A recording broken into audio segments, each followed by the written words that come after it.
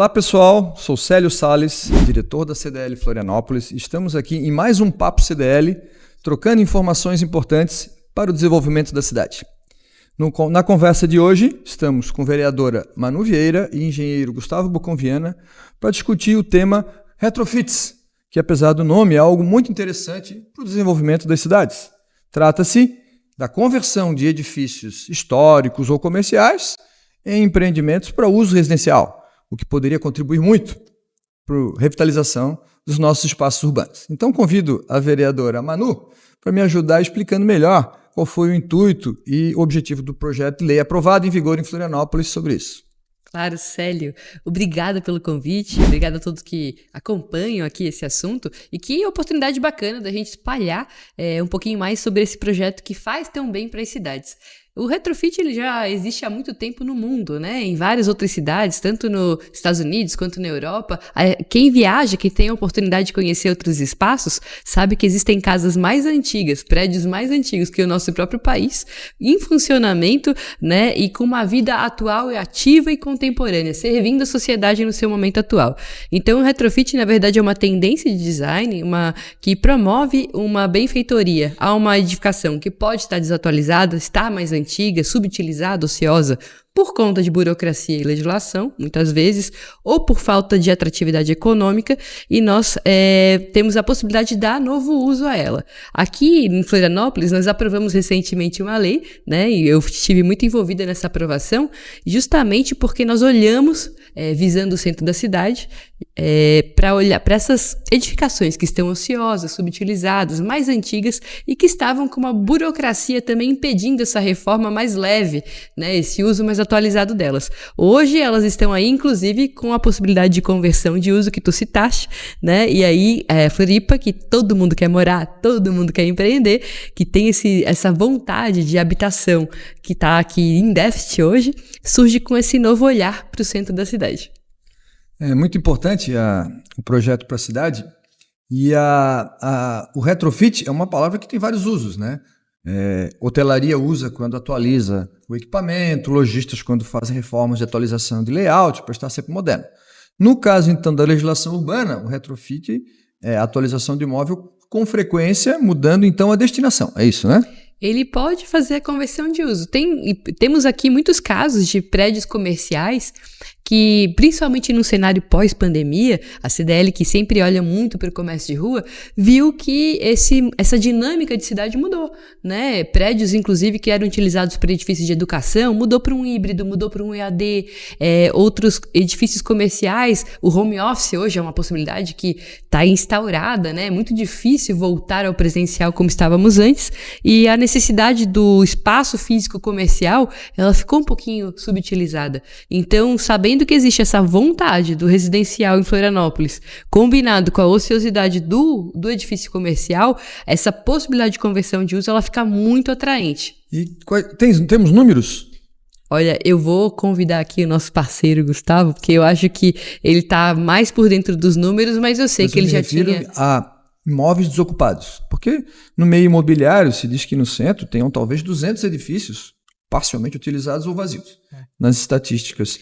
Eu vou apurando, comentar por que... exemplo, outros países, né? Uhum. Essas taxas de desocupação chegaram a 20%, a 30%, e com imóveis com dificuldade de retomar a utilidade, né? A gente está falando aqui de imóveis públicos e privados, né? Quando a gente fala dos imóveis privados, realmente esse número que tu citaste é até um levantamento que o Sinduscom, e que aí o Gustavo pode explorar melhor. Mas o número de imóveis públicos, por exemplo, que aqui em Florianópolis também tem muito imóvel público, muitas vezes ocioso, subutilizado, desocupado, também outra preocupação, ele não está dentro desse escopo do projeto de lei, mas ele pode sim também ser ajudado com um projeto de lei. Bom, Célio, Manu, obrigado aí pela oportunidade, né? A CDL também de Florianópolis.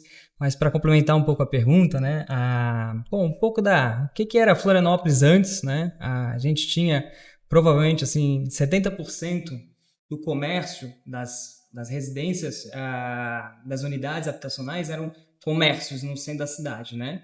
E 30% residências. E esse uso deveria mudar, né? Porque a gente precisa hoje, o conceito do novo urbanismo é você ter pelo menos 90% residências e 10% comércio. Esse seria o uso ideal para que a gente possa ter os térreos ativos, as fachadas ativas no período comercial e na parte residencial, os horários noturnos para trazer segurança para a cidade, também ter mais residências para o centro da cidade, né?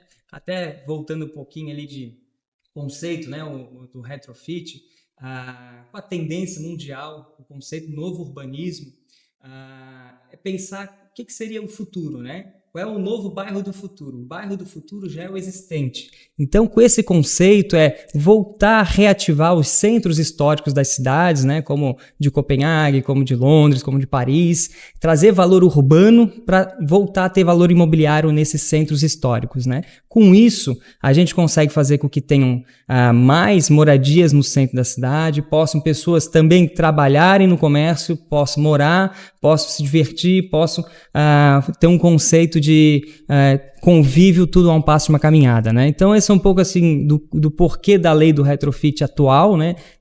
né? Demorou um pouquinho, né, Manu? Começou lá atrás, em 2018, com o Bruno Souza e o saudoso Gabrielzinho, né, que faleceu esse ano. Mas a Manu, com todo o engajamento dela no seu mandato, reativou a lei, botou para dar sequência junto com a ajuda da CDL e outros órgãos aí da cidade, e a gente conseguiu aprovar aí em março aí praticamente. Então, Gustavo, o fenômeno da desocupação de centros urbanos, comerciais ou históricos não é um fenômeno daqui, nem do Brasil, é mundial, né? Sim. Mas as experiências bem-sucedidas no mundo passam por regulação adequada e incentivos para que isso ocorra. Certo. Isso. Certo. No projeto em questão, lei já em vigor, né? Quais são as facilidades ou incentivos para o retrofit de conversão? E destaco sempre a questão da habitação, né? Certo. Então, um prédio de escritório antigo que pode se tornar estúdios e apartamentos. Perfeito. O que o retrofit faz como ele se diferencia de uma reforma simples, né, Célio? Porque muita gente entra nessa questão. Aquele prédio não poderia ser reformado? De fato, depois de 2014, nós tivemos uma lei aqui em vigor, a 482, que é o plano diretor, que ele colocou muitos prédios que já estavam construídos, já estavam em funcionamento fora da lei, né? Pela questão de recurso, pela questão de obrigatoriedade de garagem, bicicletário, enfim. Acessibilidade. Ele trouxe uma série de questões que a gente já viu, inclusive, edificações pegando fogo aqui, porque não conseguiram fazer um projeto preventivo de incêndio. Então, a dificuldade desse prédio se atualizar para estar ali, de novo, oferecendo as facilidades que a vida contemporânea nos exige e que a lei obriga, ele tornava muito difícil a atração econômica para ocupar esse prédio. Então, esse prédio ele não sofria só da burocracia para a lei, ele também sofria de uma falta de atratividade. Vou ter que reformar ele inteiro para colocar um escritório ali, porque eu vou ter que reformar toda a fiação elétrica para colocar um sistema de ar-condicionado eficiente, eu vou ter que trocar todo o espaço, vou ter que fazer rampa, elevador para tornar acessível. Então, ele é um prédio que exigia quase um prédio novo. E aí, qual o investidor que se sente atraído, incentivado a ocupar o centro dessa forma, né? Muitos acabaram indo procurar levantar novos prédios. E hoje nós estamos tentando resgatar o pessoal para dentro do centro da cidade, onde a gente tem um maior número dessas edificações ociosas, justamente porque Floripa já tem a atração de ter um déficit habitacional.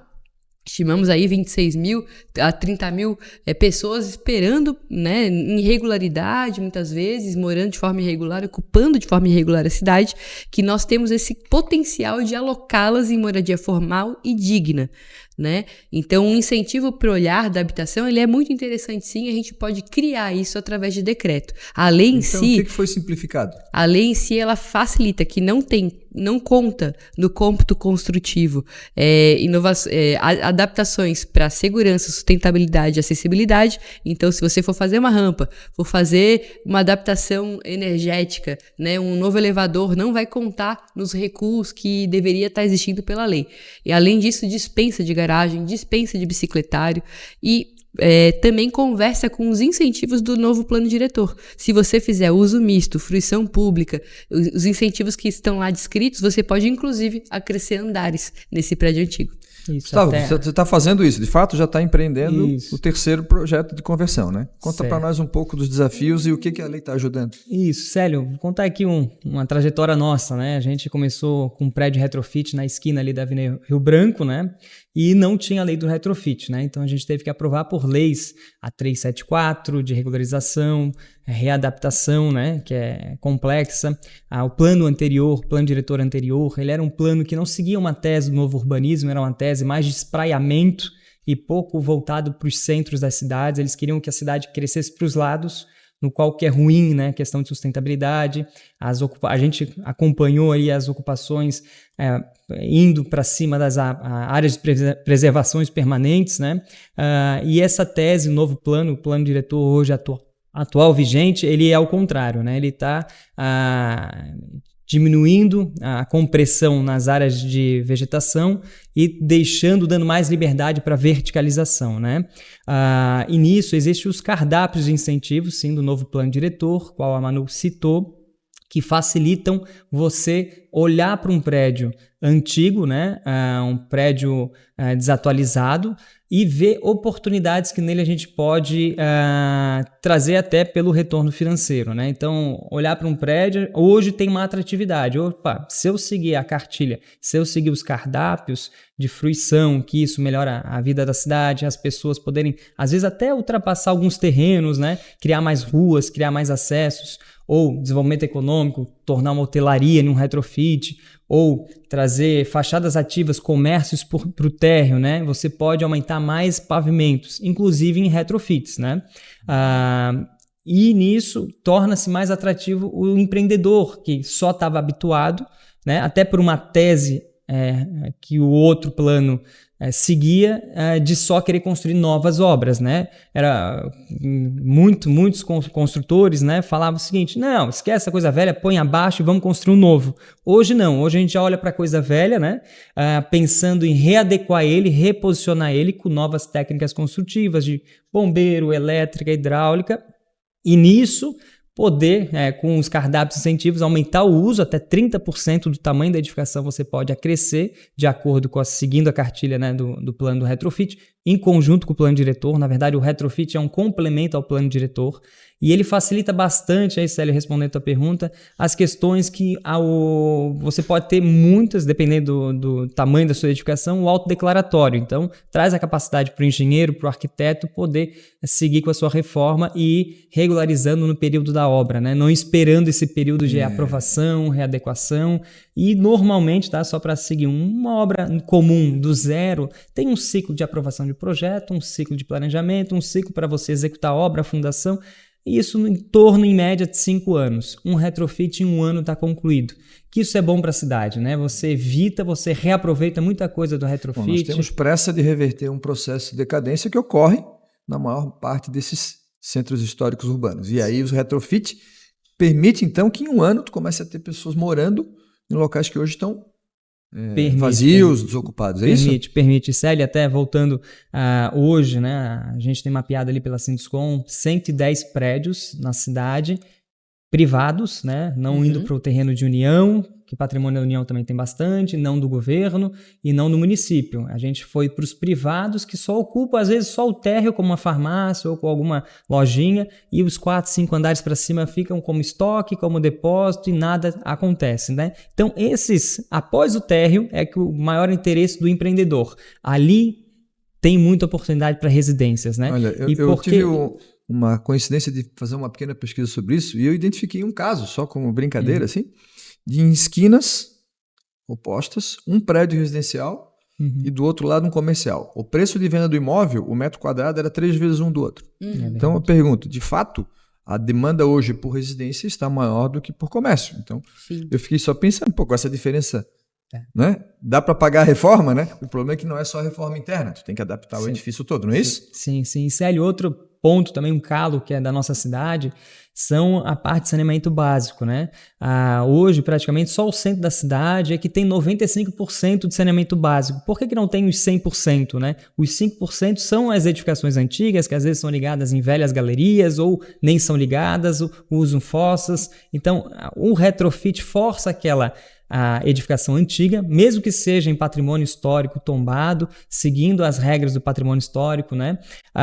Você pode retrofitar e pode também mudar o uso, pode também trazer nova oportunidade para essa edificação histórica que pertence à cultura da cidade, à arte da cidade, a ter um novo uso para ele, né? E não deixar ele ali como esquecido, abandonado, esperando que as ruínas depreciem, né? Agora, a gente não precisa se preocupar, né, mano, em pensar apenas em edifícios grandes, né? Semana passada, recentemente falando com a secretária Ivana, ela disse que o sonho delas é que na rua, por exemplo, Felipe Schmidt, aqueles segundos andares ali que são muitos deles vazios, né? Sim. Fossem moradias. Imagina que coisa agradável seria pessoas vivendo ali no mesmo lugar que os calçadão, outros circulam e trabalham, né? Olha, Célia, mas a tua provocação ela foi super interessante, porque quais são os incentivos para a gente fazer isso, né? Para a gente ocupar o segundo e o terceiro andar daquela farmácia que está ali dentro da Felipe Schmidt. Eu acho que os incentivos eles podem ainda ser maiores, a depender da prefeitura. A prefeitura pode emitir decretos, é o que a gente vê em São Paulo, né, Gustavo? Que já existem decretos que subsidiam alguns incentivos a depender do interesse público. O que quero dizer com isso? Tem que ter política pública também, né? Eu posso ter esse olhar, sim, de habitação com interesse social para um retrofit e posso direcionar isso em alguns espaços da cidade através de decreto, porque a nossa lei, quem pode fazer o retrofit? São prédios que tenham a partir de 10 anos de habite, que precisem se adequar a qualquer tempo em ZEIS, mas também que estejam dentro de editais de área de requalificação. Isso quer dizer que a prefeitura pode emitir decretos onde ela decrete uma área de requalificação que tenha um olhar específico que possa criar interesse econômico específico. Isso era objeto de um esforço grande no Centro-Oeste inicialmente. Agora estamos ampliando para o centro todo, né? Ou seja, existe criar essa incentivos em termos de PTU, simplificação. É isso? É que existe essa possibilidade para ser feita. E nós podemos construí-la junto à prefeitura, já que o projeto ele dá, né, a lei, aliás, agora, ela dá abertura para isso. Então, acho que nós precisamos hoje, está identificado, temos déficit em saúde privada, temos déficit no setor hoteleiro, né? Por que não também ter esse olhar junto do retrofit? Célio, até um pouco assim para complementar, as universidades, os colégios acabaram saindo do centro da cidade, onde o aluguel era um pouco pesado e caro, né?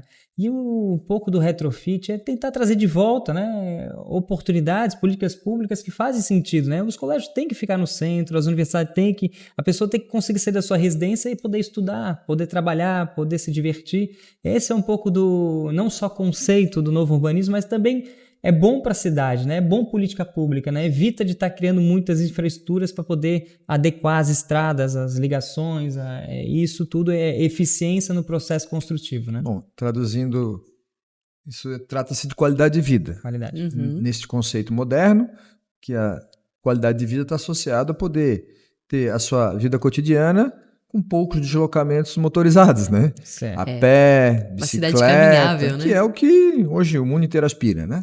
Verdade. Então, como os centros históricos têm diversidade de oferta de serviços e infraestrutura, eles já estão aptos. Só está faltando as moradias que no passado existiam, né? É que é Eu muito sou bacana. do tempo que o nosso centro de Florianópolis era de fato movimentado à noite, final de semana, né? À noite, por causa que realmente tinha 30 mil alunos de cursinhos pré-vestibular e superior no centro da cidade. Hoje eu acho que não sobrou 5 mil, né? Verdade. Havia moradia, havia igreja de domingo, havia cinema. Todas são ideias que estão sendo resgatadas agora para dar essa diversidade de horário de funcionamento, retomar horários de restaurantes, né? Lembrando só as coisas contraditórias, né? Teve uma época que a prefeitura dificultava o restaurante de abrir à noite, de botar uma mesinha na calçada, quanto isso contribui para essa vida, para essa segurança e vida social plena, né? Tem razão, Célio. Total razão, é isso que a cidade precisa, né? E é muito legal quando tu percebe que o interessante da cidade reter as pessoas, né? Já ouvi essa fala do prefeito de Medellín, que ele falou que a competição seria entre cidades e por capital humano qualificado. Nós temos a dificuldade de mão de obra aqui. É difícil reter pessoas, capital humano qualificado, se a gente não tiver atração para elas, se a gente não tiver inovação nas esquinas. O encontro das esquinas, que é que uma jornalista muito legal, né, a Jane Jacobs, ela coloca, é que proporciona a vida social. Se você tá só num bairro residencial, para você ter uma vida social, provavelmente você precisa ter o convite do cara que vai fazer o jantar no final de semana, né? Será que eu sou amiga do cara que vai fazer churrasco no final de semana? Acho que não, às vezes eu não entrei nesse círculo social ainda, cheguei agora, mas, poxa, num café de esquina, tu consegue bater papo com o pessoal do lado. Eu posso falar sobre cafezinho, porque há 32 anos eu sigo café ali na Rua Trajano e eu sei o poder dos encontros espontâneos, né? Exatamente, é isso que a gente quer como cidade. Que tenha mais. Mas eu vou agora mudar um pouco a linha da conversa, porque entendo o importante estimular empreendedores, investidores, não os maiores construtores, que já sabem disso naturalmente, para fazer esse investimento, né? Bom, tu já falasse que um ciclo de entrega de um projeto retrofit pode ser muito rápido, de 1 ano, diante de 5 anos de um projeto novo. Mas e a conta financeira aí, como é que é? Certo, Célio. Eu vejo com bons olhos esse projeto de retrofit, né? Porque ele permite que você regularize o imóvel, né? Podendo ter imóvel regularizado, o financiamento bancário também entra nessa operação, né? Porque antes disso, você acabava tendo que adquirir um patrimônio que não era regular, que estava desatualizado conforme o antigo plano diretor, que já era desatualizado, e você tinha que ter algumas aquisições um pouco à vista, né? Comprar um prédio ou ter essa capacidade financeira para poder comprar, reformar e depois alugar ou vender, né? Com essa regularização, você já pode ter outros agentes financeiros que possam estar ajudando outros empresários e empreendedores, né, a também fazerem parte desse movimento, né? E por que disso, né? Por que eu como empresário também, engenheiro, comunico isso? Porque é muito bom que Célio, que Manu, na mesma rua a gente possa retrofitar vários prédios, porque isso não existe concorrência. Isso é bom para o meu prédio, quando você reforma, o vizinho reforma, quando o Célio reforma, é bom para a rua, é bom para a cidade, é bom para todo mundo, né? Gera valor imobiliário e gera valor urbano, né? É isso que a gente provoca e quer botar isso nos empreendedores, que o retrofit sim é um bom caminho, né? E não só por isso, né, Célio? Tudo que a gente investe, a gente faz uma matemática inversa, né? Reforma, a gente tem um planejamento, faz projeto, a gente consegue sim adequar, fazer um cronograma, saber o quanto que vai dispor, né? Orçar a obra como um todo, saber. Agora já está mais fácil de a gente poder interpretar, porque a lei dá mais clareza de o que você pode ou não pode executar, né? Liberdade para você mudar o uso da forma como pretende, você como empreendedor, senão você comprava algo comercial, tinha que ser sempre comercial para a vida inteira, e às vezes não faz sentido, né? A pandemia nos provou isso, e outros aspectos aí mundiais está mostrando que o home office é uma tendência, o nômade digital é uma tendência, né? Lisboa hoje é a capital dos nômades, Bali, e Florianópolis é a terceira no mundo, né? E hoje é a número 1 de startup nacional, então mostra que tem muita demanda de pessoas querendo sua residência aqui no centro da cidade. Me ajuda aqui que eu vou retomar o assunto anterior. Nós estamos falando se é um bom investimento.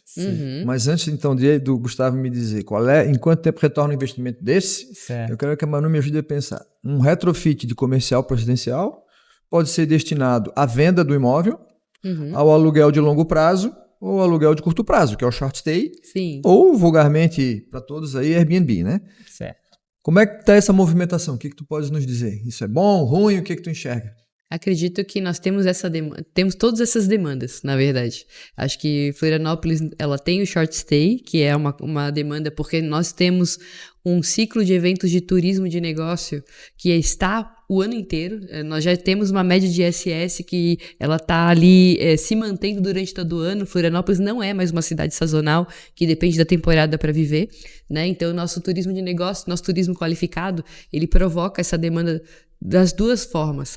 Agora, muita gente ainda quer ficar em Florianópolis de forma permanente e por isso a questão do próprio retrofit, ele possibilita também esse desmembramento imobiliário, né? Porque antes era muito difícil também desmembrar essa matrícula e hoje a gente com a lei também já tem essa facilidade instaurada. Agora, eu devo dizer mais uma coisa, muita gente fala também do déficit habitacional das famílias que têm um interesse social, né? E aí eu acho que a gente tem instrumentos como município que nós podemos pensar. Eu penso muito, sabe, Célio, em vez da gente construir através de recurso federal, às vezes verdadeiros bolsões de zona de interesse social, a gente poderia provocar o aluguel social. é algo que acontece. No Minha Casa Minha Vida tem previsão para isso. Exatamente, Só é algo que a acontece. conta só fecha se houver a contribuição de todos os entes de governo, né? Isso, a gente tem que ter esse repasse do recurso federal, mas entre eu como Estado fazer uma moradia, entregar, e muitas vezes a gente vê essa moradia de interesse social já no quarto, quinto dono, no primeiro ano de, né, porque existe muito isso, existe a subutilização. Um paradigma, né, de que a habitação social necessariamente ela tem que ser uma venda, ela pode ser um aluguel social também. Exatamente. Até dar mais controle para a manutenção adequada do E assim, é política benefício. Pública, isso é política pública, a gente tem que começar com meio e fim. Qual é o fim? É que essa pessoa não precise mais desse instrumento. Então ele tem que ter prazo, tem que ter acompanhamento da assistência, matrícula dessa criança dentro dos equipamentos públicos, a gente tem que ter acompanhamento como município. Então não é só jogar a política, né, só fazer o assistencialismo, a gente tem que ter também controle como município. E para arrematar, nos minutos finais aqui, Gustavo, se eu tenho até mesmo um imóvel pequeno, uma sobreloja e hoje está para alugar ali, digamos que sejam 50 metros quadrados, vale R$1.000 no centro. Certo. Se eu converter quanto eu invisto, quanto vale o aluguel depois, ou seja, é bom negócio? Bom negócio, Célio. Eu vou deixar então esses números aí para o final agora, né? Isso tem que valer a pena você tirar seu dinheiro, né, das suas aplicações, e a gente faz uma conta muito simples, né? A nossa meta é fazer com que a gente adquira o imóvel, ou alugue imóvel, ou reforme imóvel, tudo que gaste, a gente tem que ter um retorno, pelo menos chegar a 1% aí do teu retorno principal, né? Tudo que investiu, né? Para isso, Célio, a gente faz um acompanhamento bem preciso, né, para poder bater essa meta, né?